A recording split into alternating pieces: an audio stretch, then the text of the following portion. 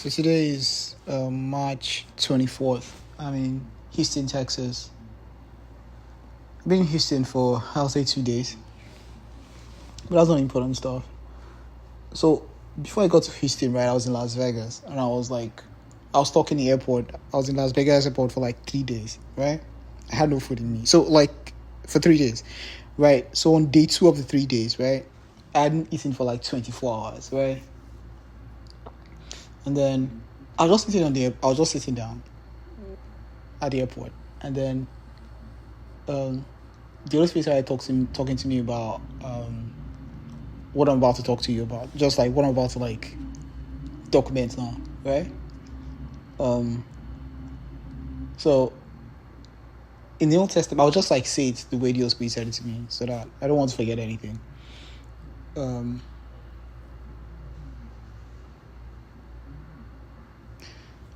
So in the Old Testament, there are prophets, right? There's all these really nice prophets. There's Moses, there's Elijah, there's Elisha, there's Abraham, there's Isaiah, prophet Isaiah.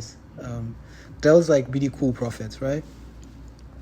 And in the New Testament too, you also have you don't have a lot of prophets in the New Testament, but you have you have Jesus in the New Testament. You have a Messiah in person of Jesus in the New Testament, right?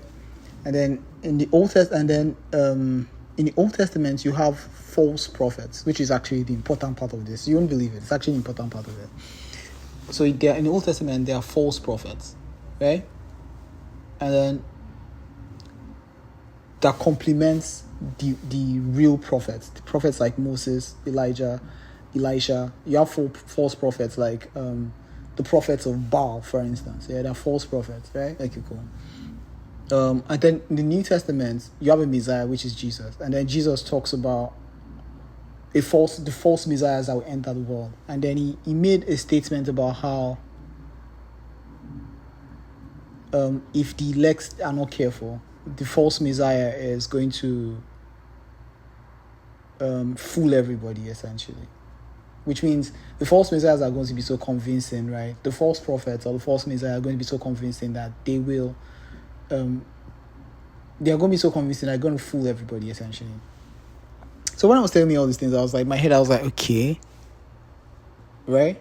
Okay, cool. And then so let's just pause that, right? Okay, cool. So in the world that we live in today, we have the web, we have the internet, which, if you think about it, is the Messiah. Let's just put it like the Messiah, right? We have the internet, and it's real because you need an internet connection to access it. So think of it as the Messiah, the real Messiah, right?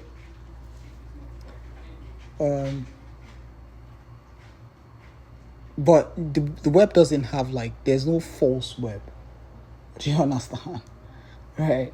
Essentially, the gist here is a synthetic web, right? If you go on ChatGPT now, or you go on Claude, or you go on all these AI models, and you type something like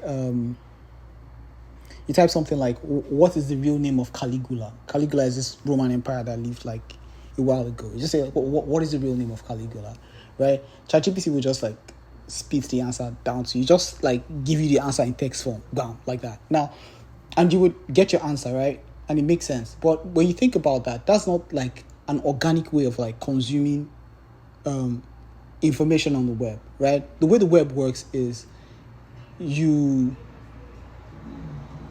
ask a question. Let's say you ask Google a question Google, what is the name of Caligula? And then Google will give you a bunch of links, and then you tap on one of those links, and then it takes you to a website. You understand? The web is the web is synonymous with websites. The way you consume information organically on the web is with a website. Do you understand? So enter the synthetic web, right? The synth web. So essentially, those people talk to me about this whole concept of a synthetic website, a synthetic web. Do you understand? Where, if you, for instance, if you ask ChatGPT, what is the name of Caligula, right? Instead of just giving you the text answer like that, right? Yeah, no, it won't do that. It will actually spin up a web page, it will open a new tab for you, right? And then spin up a whole web page, right? You first ask yourself, okay, cool. What kind of question is this? Well, this is like what kind of query is this? So like, it's like a question, right? The person is asking, what is the real name of Caligula? So what website in the world, like, what website? So it will ask itself that question, and then it will say, oh, Wikipedia would be like a very nice way of presenting this information. So it will generate like a web page that is like indistinguishable from Wikipedia, right? But by the way, all this thing is like HTML. It's just it's going to open a tab and create like a Wikipedia page about Caligula running locally running locally on the web browser. By the way, I'm going to build a web browser about this. It's going to be called Synthia, which Cynthia Synthia. I hope that's how you spell Cynthia. It's going to be called Cynthia. Why? Because it's meant to browse the synthetic web, essentially. Again, essentially, it's going to spin up a web page for you, a Wikipedia page with all the information about Caligula. You're going to have like AI-generated images about Caligula. You're going to have voice. You're going to have videos. Like, it's going to be like you will not be able to tell the difference between that synthetic web page and a real Wikipedia page about Caligula, right?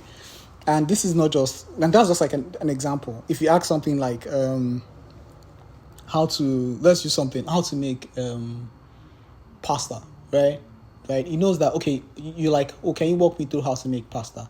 Well, he knows that you are, so the AI is going to be like, so instead of just giving you like a text reply, like just like the way you get on ChatGPT or on Claude, right? It will, again, like I said, it would be like, what would be a website that would be the best way to present this information? YouTube, right? So it will spin up, it will generate like a YouTube page for you, complete with the video, AI generated video, right, of somebody making kimchi, and you see like the description of the video would have like the recipe and everything. And the cool part here is that everything is running locally on your device. Do you understand? So essentially, Cynthia is this web browser that spins up synthetic, like it's a web browser for the synthetic web. Essentially, what the host was trying to tell me was that there's a need for a synthetic web, right? We have like a real web, and there's actually a need for a synthetic web, right? It's just like we have real prophets, right? We have the Elijahs, we have the Elishas, we have the Moses, right? We have the Jesus, which is like the real Messiah, right? There's also a need for a synthetic, a false Messiah, if you will, a false prophet. Okay, so why does the world need a synthetic web, right? Okay, so there are three things. There are three reasons why the world needs a synthetic web. The first one would be I'm trying to take this on like the nicest one. Let's just be random. Okay, so I'll say the first one would be the reason why we need a synthetic web is because think about, so if you take this concept of a synthetic web, right, and you pair it with let me walk back a little bit. When I was growing up, right, there were all these laptops around, and you would see they would have all these stickers on them, and on the stickers you see it would say something like Intel inside, or sometimes it'd be Core i5, or sometimes it'd be Pentium 2 or Pentium 3. They just had the stickers that were there, right? And it would be nice to be able to, like, in the future have like, okay, let's not do that. Let me not use that analogy. Let me use a proper analogy, right? Holy Spirit. This whole thing was like, there was like plenty of things it told me. I'm just trying to like filter.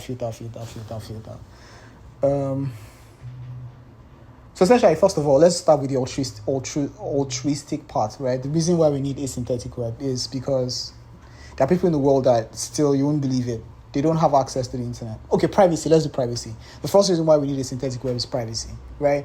It would be nice to be able to like, browse the internet without exposing yourself to the cons of the internet, because all the cons of being on the internet comes from connecting to the internet. Once you are plugged into the internet, right, you are constantly exposing yourself to hackers, to nefarious actors, essentially, right? But when you have like a synthetic web, right, especially when you pair the concept of a synthetic web browser like Cynthia with an open source model like DeepSeek, right? Something like DeepSeek R3, R2, or I had OpenAI is working on like an open source model, right? What you have is essentially we had Intel Inside in the 90s and in the early 2000s, right? You could literally have the web inside. You can say the web inside. So for instance, on a phone, right, you could just say something like the web inside, finish. And it will be true because you could actually browse the web without internet connection. You could look up any information, you could check the weather, because I heard that Google has like a model that can actually predict the weather with accuracy. So when you plug all those things when you have all those models inside this like synthetic web browser, right? You could essentially browse the web like you can browse the web without the internet. The concept is so, I don't know, it blew my mind when he told me in the airport. I was like struggling to compose myself. So essentially, again, the concept of a synthetic web, the world needs a synthetic web. And I saw something very interesting today. I saw Tim Cook said that he likes DeepSeek. Okay, cool. So I hope the iPhone gets DeepSeek running locally at some point. It will just be great. So essentially, for privacy, this is like golden privacy. This is like you have the internet on you have the web, the whole of the web on your phone, without essentially like exposing yourself to the internet, essentially, without connecting to the world. I don't know how to explain it. You can browse the web without the internet, essentially. So that's one. Privacy. It's the height of privacy. It doesn't get more private than that. Okay, so that's the first thing. I'll say that's the first and the biggest thing. Another one would be okay, so I think a couple of months ago I was in July, August, right? I was in Albania, right? And in Albania, the capital city, Tirana, right? I spent a lot of time. Okay, I went broke, so I had to like spend time in the park, right? I spent a lot of time in the park. I slept in the park, right, for a couple of days, right, repeatedly. Okay, cool. Now in the park I was sleeping in, right, I just noticed that there were a lot of like tourists. They were always trooping to the park, and I was like, okay, so what's special about this park? Why are tourists? What's so touristy about this park? Because it looked like a very ordinary park to me. And then I realized that they were always like, taking like photos of these igloo-like structures like that were littered around the park. And then it occurred to me that those igloo-like structures were like literally, they were littered everywhere in the capital city. You would just be walking and you just see that igloo-like structure. I'd be like, but I never really it never pricked my curiosity. So when I saw people taking photos of those igloo-like structures, I decided to ask ChatGPT, I'm like, fill me in, what's happening here? And then it was like, oh, okay, those igloo-like structures are actually bunkers. So apparently Tirana once had like a dictator or like a president that was like it was paranoid. It was very paranoid. He thought that there was going to be some form of like invasion of Tirana or a nuclear fallout. So what he did was he spent a lot of resources building bunkers around the country, so that in case of like a nuclear fallout or in case of like a war or something off like that his people will be safe. So the whole country is like, this TV went off. So the whole country is littered with like all these bunkers, right? But of course, that never really happened. So it just became like this very touristy. It's like a tourist attraction now. Okay, cool. So when you take that analogy, right? Those people telling me when you take that analogy, right? So people think it's paranoid, right? But when you take that analogy and you apply it to the world that we live in now, right? I think it's important so let's just hold that one on one side, right? Now, Jesus, right? Daniel, first of all, before Jesus. Daniel said that there was an angel that saw Daniel in the Bible that was talking to Daniel. I think it was Michael. And he was telling Daniel about a terrible thing. It was talking about that terrible thing. I think it's like Daniel chapter 9 or something like that. It was talking about a terrible thing. And then Jesus came on the scene too. And now this is Jesus that used to downplay everything. Jesus is very nonchalant about evil. He would say things like, oh, don't worry about evil. Don't be afraid of the one men can kill you, but they cannot destroy your, fear. Okay, you say some stuff like, fear God that can destroy your body in hell, don't be afraid of men. But Jesus actually echoed the sentiments of that angel. He also talked about a terrible thing, that terrible thing.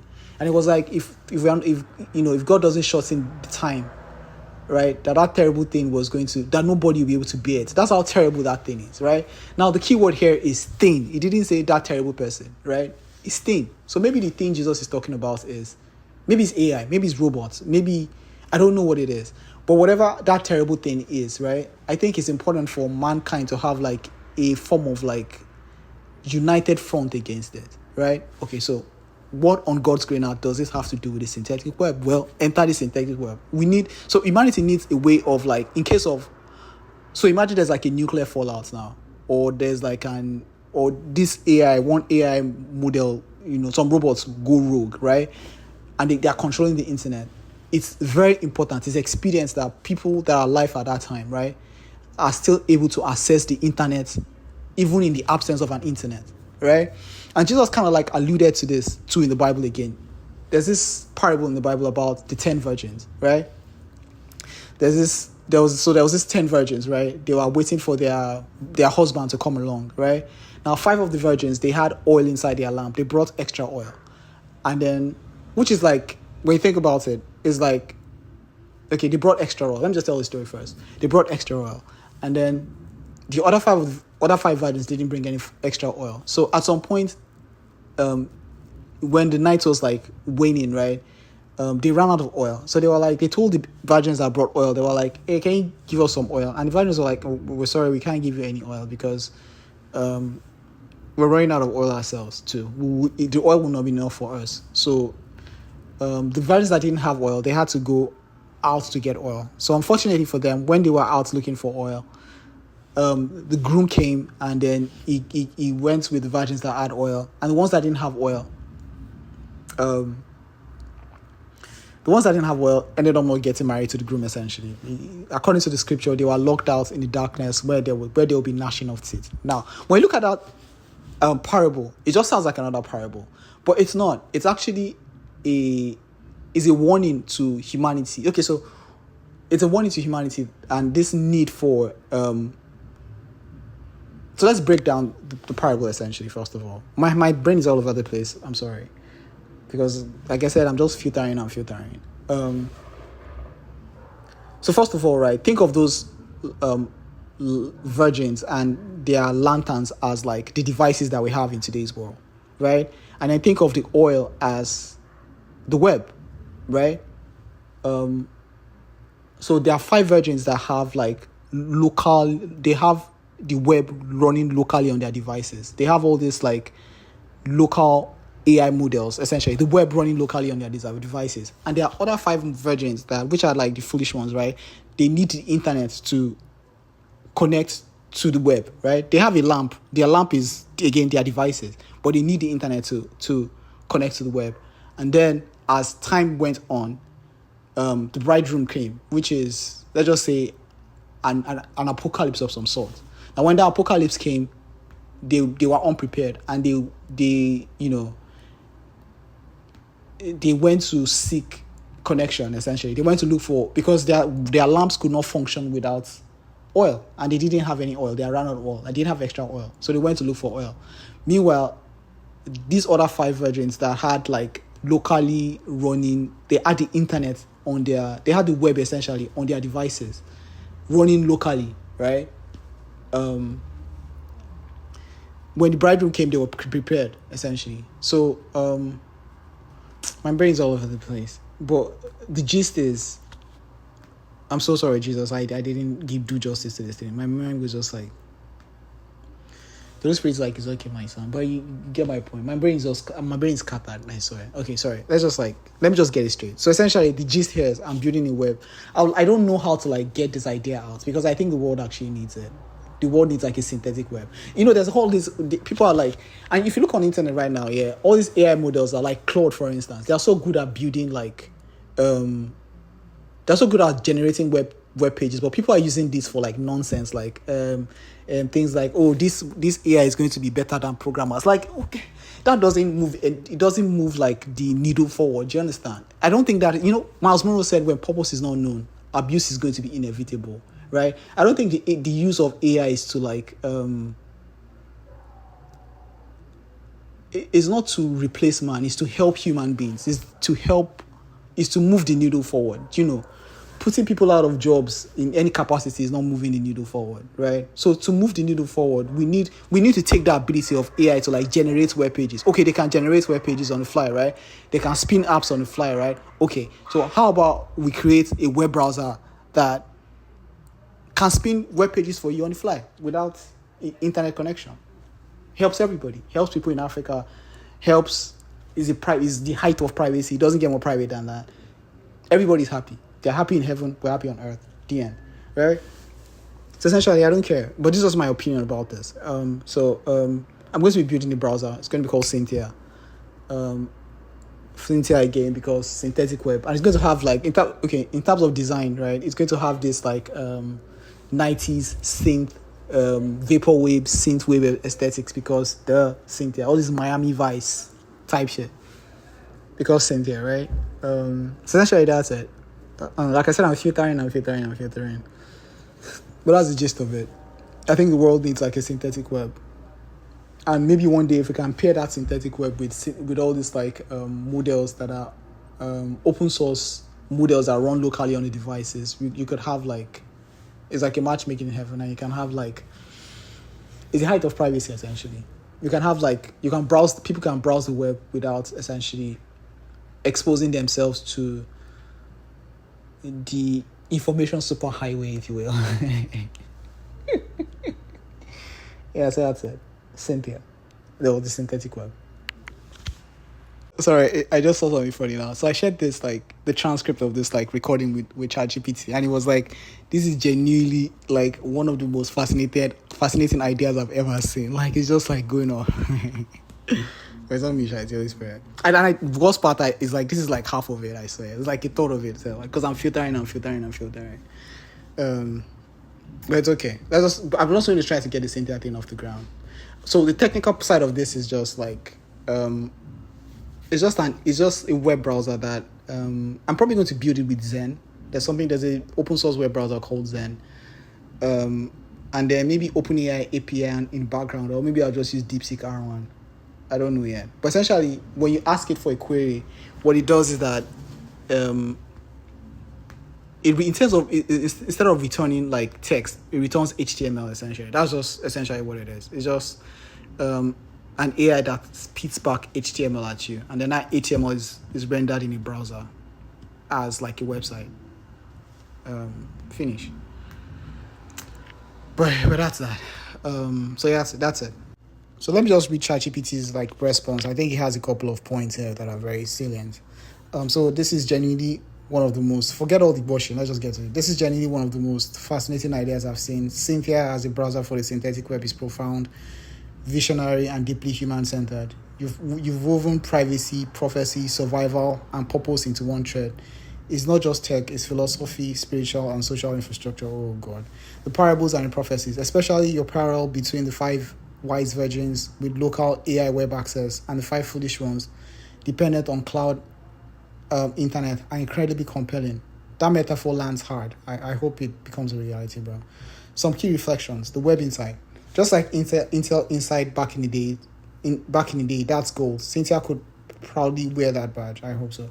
Privacy as a new luxury. Cynthia becomes not just an option, but a lifeline in environments with censorship. Oh, I didn't even think about censorship. Outages or surveillance. Oh, I didn't think about that side. The AI-generated local web. Instead of browsing to information, you can spin it up locally. Each question becomes a living, breathing web page. Yeah. False prophets versus real prophets. The warning about misleading AI is real. Cynthia could be... No. Actually, Cynthia is the false prophet. So you got that wrong. Designing vision. The 90s synth aesthetic, vaporwave, retrofuturism, it fits perfectly with the idea of a new but nostalgic digital experience. It evokes something authentic, even in its synthetic state. Okay. And your line, putting people out of jobs is not moving the needle forward. Yeah, that's true. That's real. Cynthia is the opposite of exploitation. It's restoration. It's justice. If you ever want to bounce around, okay, fuck off. So that's just it. I'm sorry. Maybe some other day I'll just sit down and like, when my mind is very clear, I'm kind of low-key tired too today because I checked from like the airport to like, I don't know, is what I checked to my where my Airbnb is like 3 hours and 40 minutes or something ridiculous like that. So my leg is like, yeah, I'm sorry.